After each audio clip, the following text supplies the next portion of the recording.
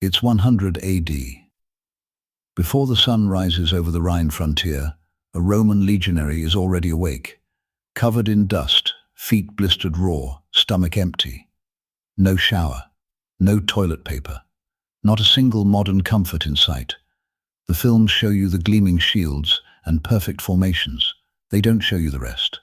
Behind the spectacle of Rome's military machine lay a daily existence that was brutally physical, strangely sophisticated, and full of details that history textbooks have always been too polite to mention.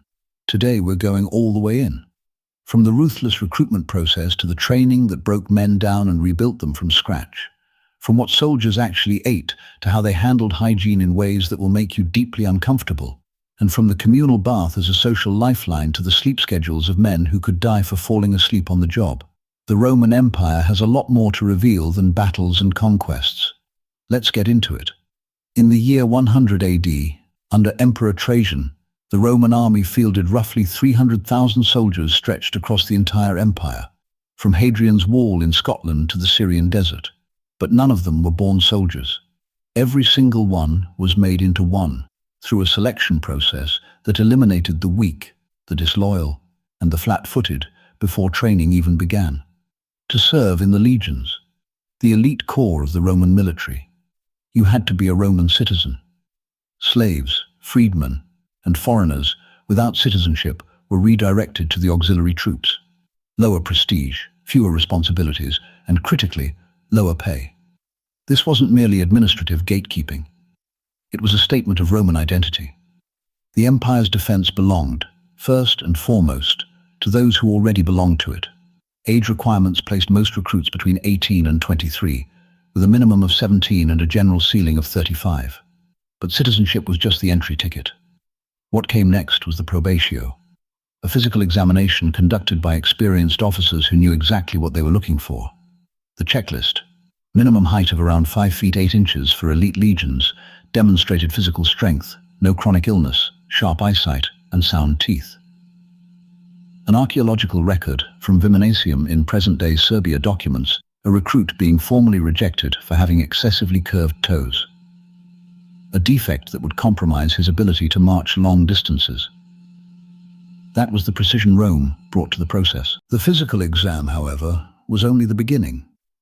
The candidate also had to present letters of recommendation from respected citizens in his hometown. The Roman army didn't just want healthy bodies, it wanted trustworthy men. Family reputation carried as much weight as muscle. In newly conquered regions, where loyalty to the empire was still being tested, these references were scrutinized with particular care. Then came the moment that defined everything, the oath. The sacramentum was sworn aloud in front of the assembled legion.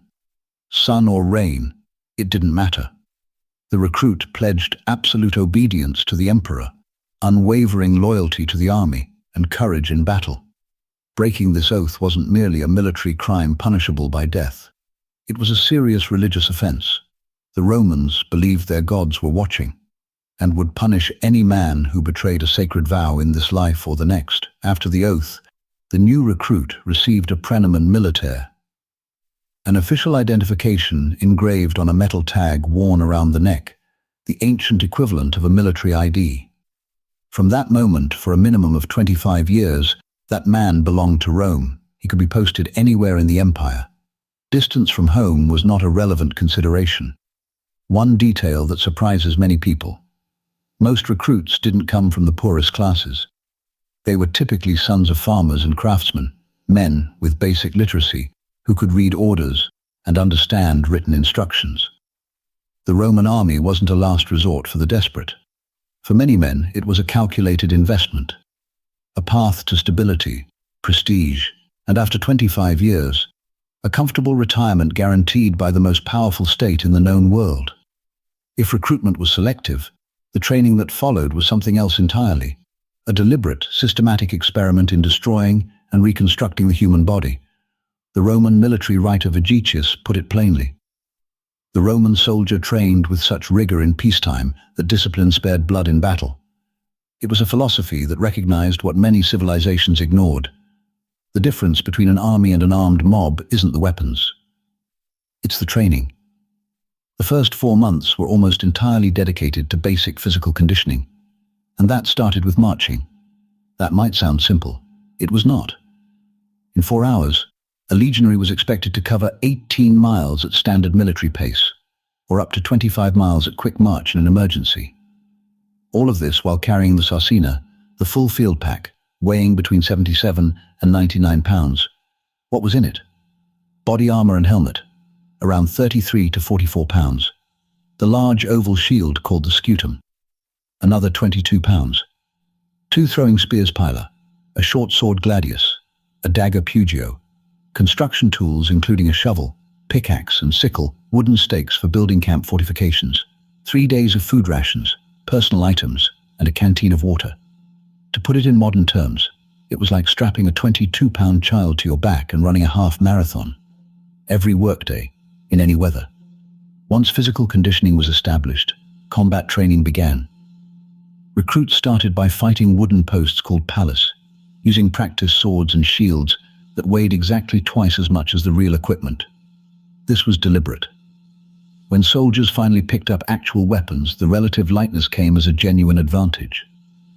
Vegetius notes this technique was borrowed directly from gladiatorial training, where its effectiveness was already proven.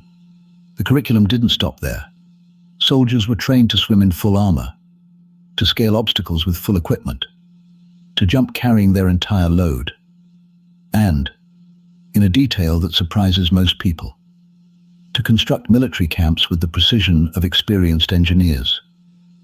Every legionary had to know how to erect a castra, a Roman military camp, within hours of arrival at a stopping point. This included digging defensive ditches, building earthen ramparts, fixing wooden palisades, and laying out the camp's interior according to a standardized plan replicated identically across the entire empire. A soldier transferred from a Rhine garrison to Syria would immediately know the layout of his new camp without ever having been there. There's one financial detail about training that almost nobody mentions. Recruits didn't receive their full pay. A portion was withheld as forced savings, and much of the rest went directly toward the cost of equipment, food, and clothing. In practical terms, a Roman soldier paid to be trained during his first months of service. It created a debt bond, and a very concrete motivation to survive long enough to collect. Training formally ended, but it never truly stopped. Emperor Hadrian, who ruled from 117 to 138 AD, personally inspected legions throughout his travels across the empire. Any commander whose soldiers had gone soft from insufficient drilling faced a harsh reprimand. Rome's war machine didn't rust in peacetime because Rome simply never allowed it to. The most persistent myth about Roman soldiers is that they lived on meat. Strong warriors, the image goes, fueled by protein. The historical reality is considerably more humble, and, by modern sports nutrition standards, surprisingly intelligent. The foundation of the legionary diet was wheat.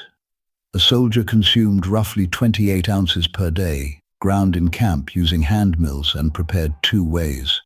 Buxaletum was a rock-hard, completely dry biscuit that lasted weeks without spoiling, the direct ancestor of modern combat rations. Pulse was a thick porridge, the most common hot meal in everyday legionary life. Beyond wheat, the standard ration included olive oil, used both for cooking and for maintaining the leather of armor and sandals. Posca, vinegar diluted in water, the daily drink. The Romans didn't understand it in scientific terms, but Posca's natural antibacterial properties significantly reduced the intestinal diseases that decimated other ancient armies. Salt, so valuable that the very word salary derives from the Latin salarium, the partial payment in salt that soldiers once received. Legumes, lentils, chickpeas, and fava beans were regular supplements. Meat was relatively rare. When available, it usually came from animals sacrificed in religious rituals, whose ceremonies always ended in a collective feast distributing protein through the camp. Occasional hunts, smoked pork, salted fish in coastal postings, and cheese on long marches rounded out what was available. Daily meals were organized through the contubernium, the 8-man tent group that shared cooking equipment and collective responsibility for food preparation. Rotating tasks, one man ground the wheat, another lit the fire, another distributed portions, another cleaned the utensils. This microscopic domestic structure created bonds of interdependence that modern military research identifies as one of the primary drivers of cohesion and loyalty in combat. On long campaigns when supplies were cut off, soldiers improvised with remarkable creativity, foraging edible plants, setting traps for small animals, and in documented extreme siege situations recorded by historians like Appian and Polybius, boiling and consuming the leather from their own belts and sandals. There are historical accounts of Roman garrisons maintaining operational combat capability for weeks on near nothing. This is the chapter history usually glosses over. It shouldn't. Roman hygiene was a profound paradox, simultaneously more sophisticated and more disturbing than almost anything the modern imagination produces. Let's start with toilet paper. It didn't exist. The substitute was called the xylospongium, a natural sea sponge mounted on the end of a wooden stick. After use, it was dipped into a container of salted water or vinegar, which acted as a disinfectant, and left available for the next person. The next person could be anyone in the camp, because Roman military latrines were entirely communal spaces. No dividers. Dozens of soldiers seated side by side over evenly spaced holes, above a channel of running water flowing continuously beneath them. What looks shocking by modern standards actually concealed impressive engineering. Military latrines found in virtually every excavated Roman fortress featured sewage systems connected to aqueducts or local water sources. Constant flowing water to clear the waste channel, and in many cases, covered corridors for weather protection. In terms of collective basic sanitation, they were superior to what most of Europe would have for over 1,000 years after Rome's fall. In permanent camps, soldiers cleaned themselves using a mixture of ash and animal fat, a functionally effective cleanser with natural surfactant properties, and scrubbed their bodies with a curved metal tool called the stridulus, which mechanically scraped away dirt, sweat, and oil. A cold water rinse followed. Then there's the urine. The Romans discovered empirically that human urine, thanks to its natural ammonia content, was a surprisingly effective cleaning agent. It was used to bleach clothes, soften leather armor, and, in what tends to generate the strongest reactions in modern audiences, as a mouthwash. Roman elites in the capital actually imported urine from certain provinces, prized for the specific diet of their inhabitants. Emperor Vespasian, aware of how extensive this trade had become, created a formal tax on urine transactions, the vectigal urinae, which generated considerable revenue for years. When his son Titus criticized him for taxing something so degrading, Vespasian reportedly held a coin under the young man's nose and asked if it smelled. The answer passed into history as the proverb, pecunia non olet, money has no smell. This duality, a civilization that built the first large-scale urban sewage systems in history while sharing hygienic sponges between dozens of strangers, is not a contradiction. It's a reflection of a culture that consistently prioritized collective health over individual comfort in a calculated and entirely functional way. If daily hygiene was basic, bathing was something else entirely. A sophisticated social ritual that served functions far beyond cleanliness and whose absence soldiers felt with an intensity that bordered on grief during long campaigns. Every permanent Roman fortress of any significance included a balneum, a military bathhouse, smaller than the great public thermae of Roman cities, but structurally similar and operationally equivalent. Archaeological excavations at fortresses like Aquae Sulis in Britain, Aquincum in present-day Hungary, and Dura Europo in Syria have uncovered remarkable installations. The standard layout moved from cold rooms frigidarium to warm rooms tepidarium to fully heated rooms coldarium, whose floors were raised on small brick columns, the hypocostum system, allowing hot air to circulate continuously beneath the stone, keeping it warm with striking efficiency. The bathing process wasn't what we'd recognize today. It was slow and deliberate. It began with light exercise in the courtyard palastra, followed by progressive movement through rooms of increasing heat, application of olive oil across the body, mechanical removal of the oil and dirt mixture using the stridulus, immersion in heated pools, and finally, a plunge into the cold water of the frigidarium. The whole ritual typically lasted 1 to 2 hours, but the physical function of the baths was secondary to the social one. The balneum was the one space where military hierarchies dissolved. A veteran and a new recruit could share the same pool, trade stories, roll dice, exchange gossip about troop movements and the emperor's health. For men living years away from their families, their hometowns, and anything familiar, the bathhouse was a pocket of recognizable humanity inside an often dehumanizing existence. Graffiti preserved on the walls of military baths across the empire reveals a remarkable range of human expression. Declarations of love for women in nearby towns, insults directed at specific colleagues by name, jokes about commanders, unit pride, short poems of varying quality. The legionary who carved his beloved's name into warm plaster was, by every psychological standard, the exact same kind of human being who today stares at a phone screen waiting for a reply. In the field, without permanent facilities, rivers and streams substituted. The historian Polybius records that Roman commanders deliberately chose campsites near running water, not only for supply reasons, but because they understood, empirically and without the modern vocabulary of mental health, that regular bathing kept troop morale at operationally sustainable levels during long campaigns. Hygiene wasn't just sanitation, it was strategy.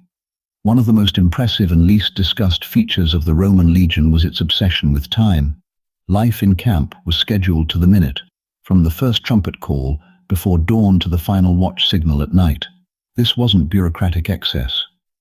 It was a psychological and operational control system that kept tens of thousands of men functioning as a coherent unit.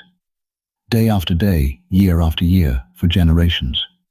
The day began before sunrise with the sonum classicum, a trumpet blast that woke the entire camp simultaneously. Within 30 minutes, every soldier was expected to be dressed, armor inspected, and equipment organized for the formatio. The daily roll call, where each unit presented itself in formation for count and review. Unexcused absence meant immediate punishment. Repeated offenses could mean transfer to a lower prestige auxiliary unit, a significant social demotion that most soldiers would do anything to avoid. After roll call, the day's tasks were assigned by the optio, the junior officer responsible for the unit's daily organization. And here is where Hollywood gets it most wrong. The overwhelming majority of a Roman soldier's days involved no combat whatsoever. The reality was manual labor, and not the romantic kind. Legionaries built roads. They constructed bridges, aqueducts, fortresses, temples, public buildings, and sewage systems across the empire. They dug defensive ditches, cut and hauled timber, quarried stone, mixed mortar, and maintained every piece of infrastructure within their operational area. The Exercitus Romanus was simultaneously a combat army and the greatest civil engineering force antiquity ever produced. This dual function was so fundamental to its identity that soldiers carried construction tools in the same pack as their weapons. The men who built the road network that still shapes transportation routes across Europe and North Africa today weren't civilian contractors. They were legionaries. After the morning's labor came a mandatory training period, and this applied to everyone, regardless of experience. A 20-year veteran ran the same drills as a 6-month recruit, with the one difference that he executed them with the automatic fluency of decades of repetition. The afternoon meal, the cena, was prepared collectively by the contubernium. It was the main hot meal of the day. Typically the wheat porridge supplemented with whatever vegetables or occasional meat was available, washed down with posca or on special occasions, diluted wine. After the cena, there was free time until the nightly watches began. Night security was organized as statio and vigile. 4 3-hour watches distributed across the camp, assigned by supervised lottery. Every soldier rotated through at least one watch every 4 nights. During periods of military tension, the frequency doubled. Falling asleep on guard was punishable by fustuarium, a formal beating administered by the soldier's own tentmates. Deaths from this punishment were documented, and the practice was maintained in the military code for centuries. Its effectiveness as a deterrent was obvious. No man wanted to fall asleep knowing his closest friends would be called to carry out his punishment. How a legionary lived depended almost entirely on where he was and what operational situation the army was in. The gap between a temporary campaign camp and a permanent frontier fortress was enormous. The temporary camp was an exercise in collective discipline performed under pressure. When a marching column halted for the night, the legion didn't simply stop and rest. Half the men stood guard in full combat formation while the other half built. They dug a rectangular ditch around the chosen perimeter, raised earthen ramparts with the excavated material, drove the wooden stakes each soldier carried in his pack to form the defensive palisade, and erected tents in the standardized layout that every man had memorized. In moderately hard terrain, a full legion of 5,000 soldiers could construct an effectively defensible camp in roughly 3 hours. Julius Caesar describes in De Bello Gallico how watching Gallic chieftains were left paralyzed with astonishment at the speed. What appeared to them as an organizational miracle was, to the legionaries, another afternoon's work. The 8-man contubernium tent measured approximately 10 by 10 feet, enough for all 8 soldiers to sleep packed together with their equipment stored in the covered entrance. Made from carefully tanned goat hide selected for its waterproofing, flexibility, and rot resistance, the tent weighed around 88 pounds total and was divided among the 8 men as part of the sarcina. Permanent fortresses were a different world. Stone and wood barracks housed contubernia in separate compartments. There were covered kitchens with masonry ovens, a functioning hospital called the Valtudinarium, organized supply storehouses, equipment workshops, temples for the legion's patron gods, an administrative forum for military paperwork, and, always, the bathhouse. Fortresses like Vindobona modern Vienna, Castra Regina modern Regensburg, and Iberacum modern York were, in practical terms, complete cities, housing 5,000 to 6,000 soldiers plus an equal or greater civilian population that gravitated toward the economic activity the camp generated. Craftsmen, merchants, civilian physicians, priests, tavern keepers, and the informal families of soldiers formed communities called Cannabae Legionis that grew organically outside the fortress gates. Many of these settlements became the seeds of the modern cities that stand in those locations today. The absolute geometric consistency of Roman camp design was itself a strategic tool. From the Via Praetoria at the main gate to the commander's praetorium, from the crossing Via Principalis to the fixed positions of every cohort barrack, the layout was identical across the empire, on every frontier, in every province. A legionary transferred to a fortress he'd never visited would know, without asking, exactly where the hospital was, where the latrines were, where to report in the dark. That wasn't comfort. That was operational efficiency, designed into the architecture of every camp Rome ever built. We've covered the full arc of the Roman legionary's existence, from the rigorous selection process to the structured days of labor, drilling, and watchful nights, from the communal latrines to the sophisticated hospitals, from wheat porridge to dice games in the tepidarium. These men lived without what we consider the most basic comforts, and yet they constructed the most efficient system of military organization, collective hygiene, and social cohesion the ancient world ever produced. The paradox of the Roman soldier isn't a contradiction to be explained away. It's the whole point. No toilet paper, but functioning sewage systems a millennium ahead of their time. No fair wage by modern standards, but a promise of land, citizenship, and dignity that was honored often enough to keep hundreds of thousands of men voluntarily committed for decades. The history of the Roman army isn't just the history of conquest. It's the history of how human beings, under sustained extreme pressure, developed systems for living and functioning collectively that still echo, reformulated and adapted, through military, medical, and administrative institutions around the world today. Which part of legionary life surprised you most? Drop it in the comments. I read everything and I reply when I can. If this added something new to how you see Rome, a like tells the algorithm that this kind of history deserves a wider audience. Subscribe so you don't miss what's coming next.